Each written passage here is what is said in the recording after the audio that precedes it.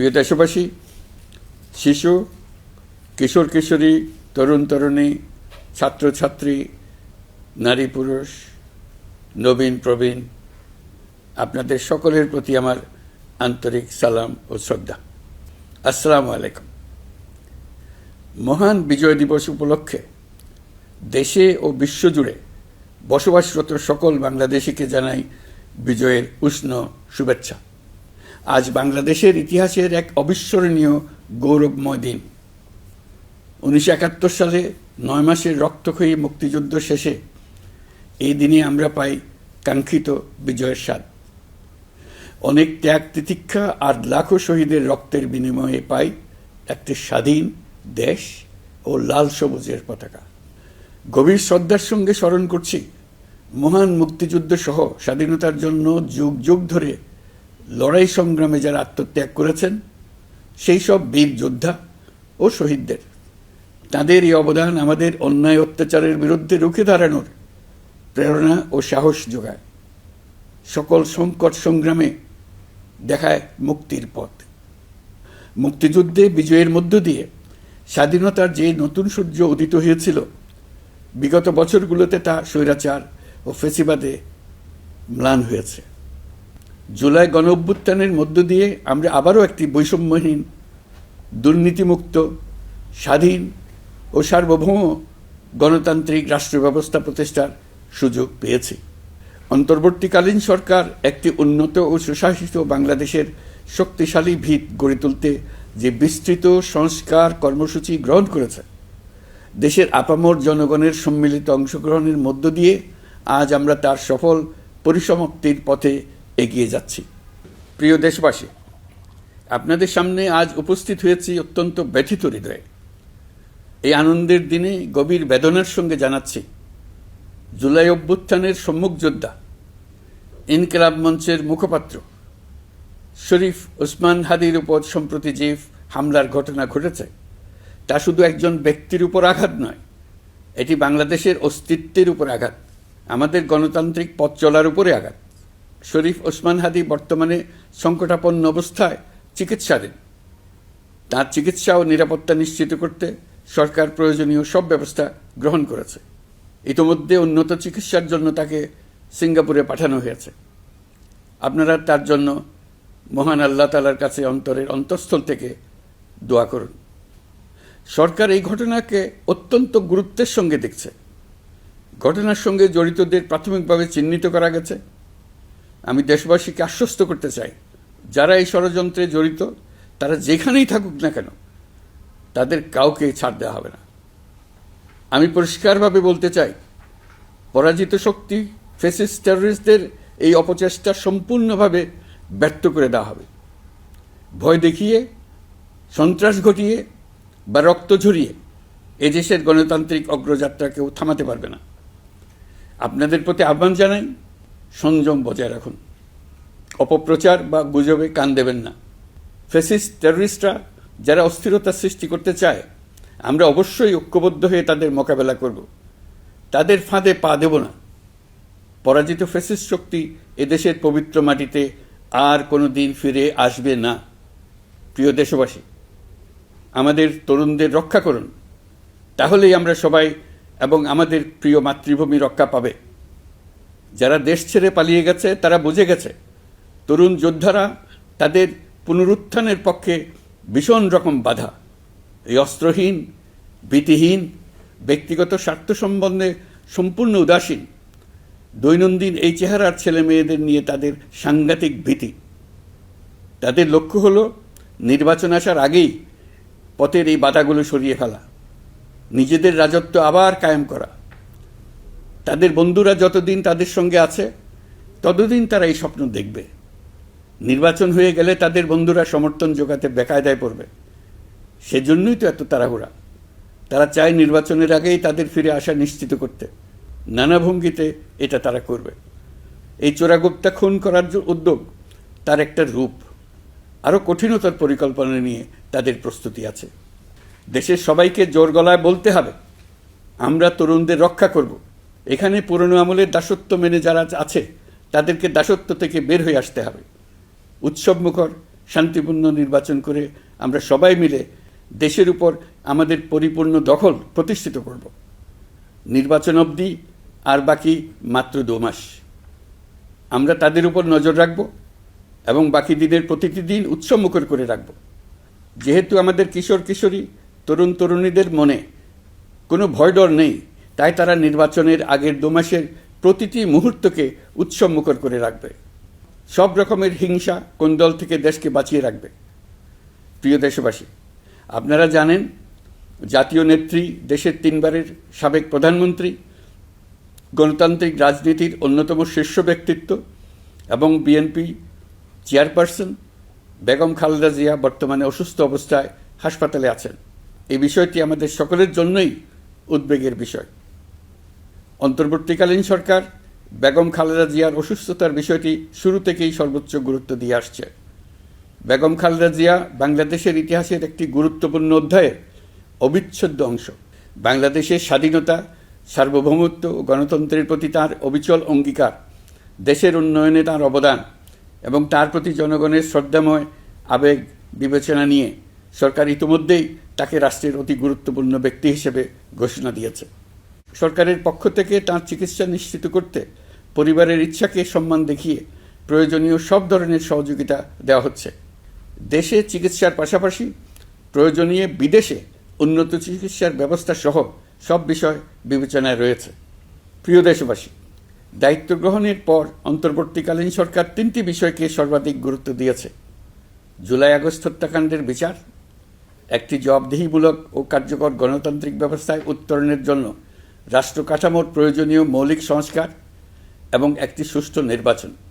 জুলাই গণঅভ্যুত্থানকালে তৎকালীন ফ্যাসিস্ট সরকারের নির্দেশে সংগঠিত হত্যাকাণ্ডের বিচার কাজ যথাযথ আইনি প্রক্রিয়ায় এগিয়ে চলছে। ইতিমধ্যে ট্রাইব্যুনাল কর্তৃক একটা মামলার রায় ঘোষিত হয়েছে। আন্তর্জাতিক অপরাধ ট্রাইব্যুনাল স্বাধীন ও স্বচ্ছ প্রমাণভিত্তিক বিচার প্রক্রিয়ার মাধ্যমে দেশের ছাত্র, শ্রমিক ও সাধারণ জনগণের উপর নির্বিচার হত্যাকাণ্ডের প্রধান নির্দেশদাতা হিসেবে পতিত ফ্যাসিস্ট সরকারের প্রধান শেখ হাসিনাকে মৃত্যুদণ্ড প্রদান করেছে। যথাযথ আইনি প্রক্রিয়া অংশ হিসেবে অভ্যুত্থানের পর পলাতক শেখ হাসিনা এবং এই মামলার সাজাপ্রাপ্ত অপর আসামি সাবেক স্বরাষ্ট্রমন্ত্রী আসাদুজ্জামান খানকে দেশে ফেরানোর জন্য সরকার আনুষ্ঠানিকভাবে ভারত সরকারকে অনুরোধ জানিয়েছে। প্রিয় দেশবাসী, ইতিমধ্যে বেশ কিছু প্রাতিষ্ঠানিক ও কাঠামোগত সংস্কার সম্পন্ন করা হয়েছে। কয়েক ডজন পুরনো আইন সংশোধন করা হয়েছে এবং বেশ কয়েকটি নতুন আইন প্রণয়ন করা হয়েছে। সংস্কারের সবচেয়ে বড় পদক্ষেপ হচ্ছে জুলাই জাতীয় সনদ। মৌলিক সাংবিধানিক সংস্কার নিশ্চিত করার জন্য এটি আদেশ আকারে জারি করা হয়েছে। জুলাই জাতীয় সনদ বাস্তবায়নে এখন নাগরিকদের অনুমোদন নেওয়ার পালা। তাই আগামী নির্বাচনে আপনাদের সিদ্ধান্ত অপরিসীম গুরুত্বপূর্ণ। গণতান্ত্রিক ভবিষ্যতের পথরেখা এখান থেকে সূচিত হবে। আগামী সংসদ নির্বাচনের সময় একই সঙ্গে জুলাই জাতীয় সনদের উপর গণভোট অনুষ্ঠিত হবে। এই গণভোটে আপনারা হ্যাঁ না ভোটের মাধ্যমে সংস্কারের পক্ষে বা বিপক্ষে মতামত দিন। নির্বাচন কমিশন ইতিমধ্যে নির্বাচনের তফসিল ঘোষণা করেছে। আগামী 12ই ফেব্রুয়ারি সাধারণ নির্বাচন ও গণভোট অনুষ্ঠিত হবে। এই লক্ষ্যে যাবতীয় প্রস্তুতি চূড়ান্ত করা হয়েছে। সরকার নির্বাচন কমিশনকে সর্বাত্মক সহযোগিতা দিয়ে যাচ্ছে। প্রিয় দেশবাসী, এবারের নির্বাচন ও গণভোট বাংলাদেশের ভবিষ্যৎ পথরেখা নির্ধারণের এক ঐতিহাসিক মুহূর্ত। আমরা কোন ধরনের রাষ্ট্র প্রত্যাশা করি তা নির্ভর করবে গণভোটের ফলাফলের উপরে। এই ভোটের মাধ্যমে ঠিক হবে নতুন বাংলাদেশের চরিত্র, কাঠামো ও অগ্রযাত্রার গতিপথ। আমরা চাই এই নির্বাচন হোক সত্যিকার অর্থে উৎসবমুখর, অংশগ্রহণমূলক, শান্তিপূর্ণ এবং সর্বোপরি সুষ্ঠু। নির্বাচনকে ঘিরে নিরাপত্তা, প্রশাসনিক প্রস্তুতি, প্রযুক্তিগত সহায়তা এবং পর্যবেক্ষণের প্রতিটি ধাপকে আমরা অত্যন্ত গুরুত্বের সঙ্গে বিবেচনা করছি। একটি গ্রহণযোগ্য নির্বাচন আয়োজনের জন্য প্রয়োজনীয় সব ব্যবস্থা গ্রহণে আমরা প্রতিশ্রুতিবদ্ধ। একটি বিষয় বারবার মনে করিয়ে দিতে চাই, নতুন বাংলাদেশ গঠনের দায়িত্ব আমাদের সবার। আপনাদের মূল্যবান ভোটেই আমাদের রাষ্ট্রের ভবিষ্যৎ নির্ধারণ করবে। তাই ভোটকে শুধু কাগজে একটা সিল মারার আনুষ্ঠানিকতা হিসেবে দেখলে হবে না, বরং এটি হবে নতুন রাষ্ট্র বিনির্মাণে আপনার সক্রিয় অংশগ্রহণ, গণতান্ত্রিক অধিকার চর্চা এবং দেশকে এগিয়ে নিতে সরাসরি অবদান। দেশের মালিকানা আপনাদের হাতে, আর সেই মালিকানারই স্বাক্ষর আপনার ভোট। এই নির্বাচনের গ্রহণযোগ্যতা ও পবিত্রতা রক্ষার জন্য রাজনৈতিক নেতৃত্বের ভূমিকা অপরিসীম। আমি দেশের প্রতিটি রাজনৈতিক দলের নেতৃবৃন্দের প্রতি উন্মুক্ত আহ্বান জানাচ্ছি, আপনারা একে অপরকে প্রতিযোগী হিসেবে দেখবেন, কখনো শত্রু হিসেবে দেখবেন না। নির্বাচনের মাঠে এমন একটি সুষ্ঠু, গ্রহণযোগ্য, শান্তিপূর্ণ পরিবেশ তৈরি করুন যাতে দেশের মানুষ গণতান্ত্রিক প্রক্রিয়ার প্রতি আরও আত্মবিশ্বাসী হয়ে ওঠেন। যারা ভোট বাক্স ডাকাতি করবে তারা দেশের মানুষের স্বাধীনতা হরণকারী, তারা নাগরিকদের দুশমন। তাদের থেকে নাগরিকদের রক্ষা করা আমাদের সবার অবশ্য কর্তব্য। ভোট জনগণের ভবিষ্যৎ রচনার অক্ষর। ভোট বাক্সে ভোট জমা দিতে না পারলে কাঙ্ক্ষিত ভবিষ্যৎ আর রচনা করা যাবে না। আপনার ভোট আপনি সযত্নে ভোট বাক্সে দিয়ে আসুন। কেউ বাধা সৃষ্টি করলে তাকে সুশৃঙ্খলভাবে প্রতিহত করুন। আইনশৃঙ্খলা বাহিনীর সহযোগিতা নিন। ভোটের উপর নির্ভর করছে আপনার আমার সবার ভবিষ্যৎ, আপনার আমার সন্তানের ভবিষ্যৎ।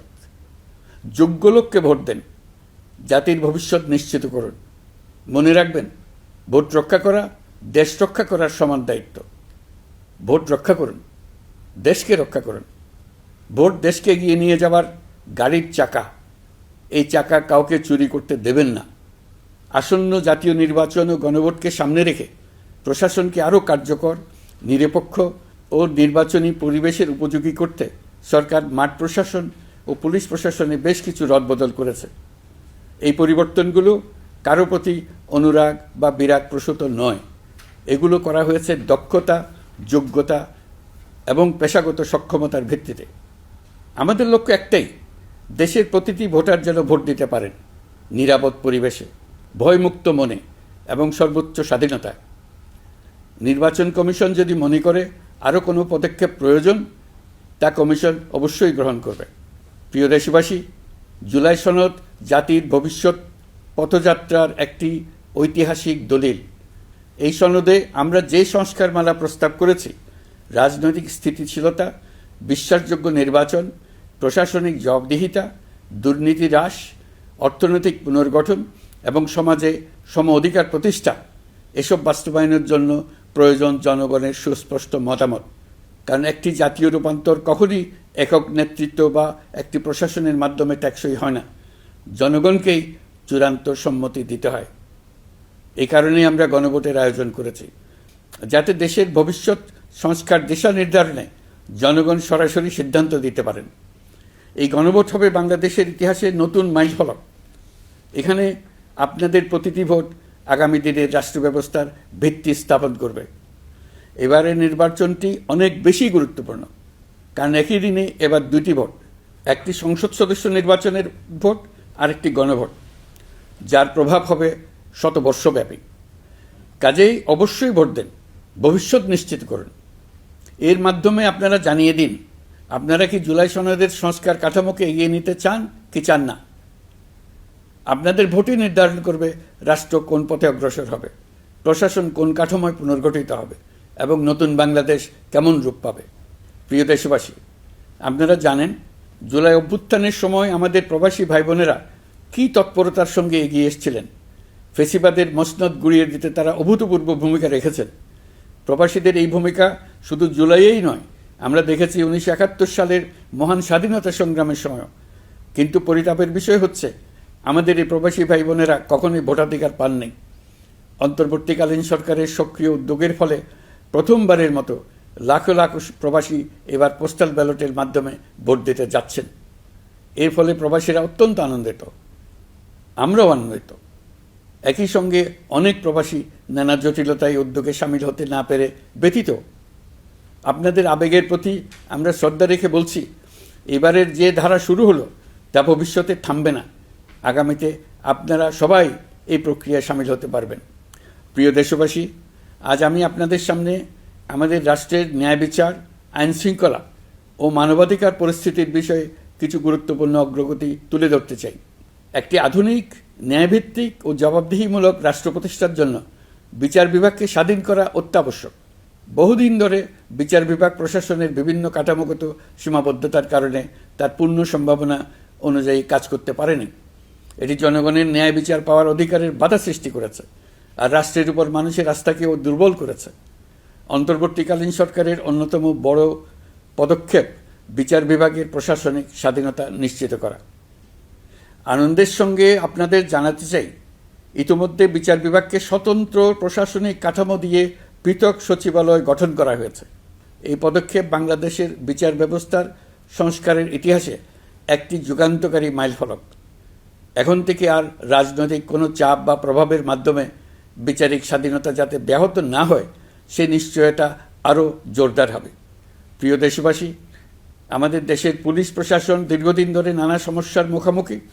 ফ্যাসিস্ট আমলের দুর্নীতি, ক্ষমতার অপব্যবহার ও স্বার্থান্বেষী নিয়োগের কারণে সাধারণ মানুষ পুলিশের প্রতি আস্থা হারিয়েছে। আমরা চাই এই আস্থা পুনঃপ্রতিষ্ঠিত হোক। সেই লক্ষ্যে গৃহীত হয়েছে পুলিশ কমিশন অধ্যাদেশ 2025। ফ্যাসিবাদী শাসনামলে আমাদের মানবাধিকারহীন এক ভয়াবহ রাষ্ট্রে বসবাস করতে বাধ্য করা হয়েছিল। অথচ সেই ফ্যাসিস্ট সরকারেও জাতীয় মানবাধিকার কমিশন নামে একটি সংস্থার অস্তিত্ব ছিল। মূলত আজ্ঞাবহ লোকদের দ্বারা এই ধরনের প্রতিষ্ঠানগুলো পরিচালিত হতো নিজেদের অপকর্মের বৈধতা নিশ্চিত করার স্বার্থে। এই অসাধু ব্যবস্থার পরিসমাপ্তি ঘটানোর উদ্দেশ্যে অন্তর্বর্তীকালীন সরকার জাতীয় মানবাধিকার কমিশন অধ্যাদেশ 2025 জারি করেছে। প্রিয় দেশবাসী, আমরা আজ এক নতুন ইতিহাসের দোরগোড়ায় দাঁড়িয়ে আছি। এই দেশ আমাদের, এই রাষ্ট্র আমাদের, এর ভবিষ্যৎও আমাদের হাতেই। এখন আমাদের ঐক্যবদ্ধ হয়ে সামনে এগিয়ে যাওয়ার পালা। আমরা এবারের বিজয় দিবসকে জাতীয় জীবনে নতুনভাবে ঐক্যবদ্ধ হওয়ার সুবর্ণ সুযোগ হিসেবে নিতে চাই। মহান মুক্তিযুদ্ধ ও জুলাই গণ অভ্যুত্থানের ঐতিহাসিক অনুপ্রেরণা ধারণ করে জনগণের ক্ষমতায়নের লক্ষ্যে এগিয়ে যাওয়া এবং গণতান্ত্রিক উত্তরণের পথে যেই নবযাত্রা সূচিত হয়েছে তা এগিয়ে নেওয়াই আমাদের সম্মিলিত দায়িত্ব। আসুন শতবর্ষের সংগ্রাম ও বহু কষ্টে অর্জিত স্বাধীনতাকে পূর্ণতা দিতে নতুন প্রজন্মের জন্য একটা নিরাপদ, সুখী ও সুন্দর বাংলাদেশ গড়ে তোলে। ধর্ম, বর্ণ, গোষ্ঠী এবং লিঙ্গ পরিচয় নির্বিশেষে সবাই ঐক্যবদ্ধভাবে হাতে হাত রেখে এগিয়ে যাই শান্তি, সমৃদ্ধি ও গণতন্ত্রের পথে। আসুন ন্যায় বিচার, গণতন্ত্র, মানবিকতা ও উন্নয়নের পথে একসঙ্গে এগিয়ে যাই। সবাইকে আবারও মহান বিজয় দিবসের আন্তরিক শুভেচ্ছা জানাচ্ছি। আল্লাহ হাফেজ।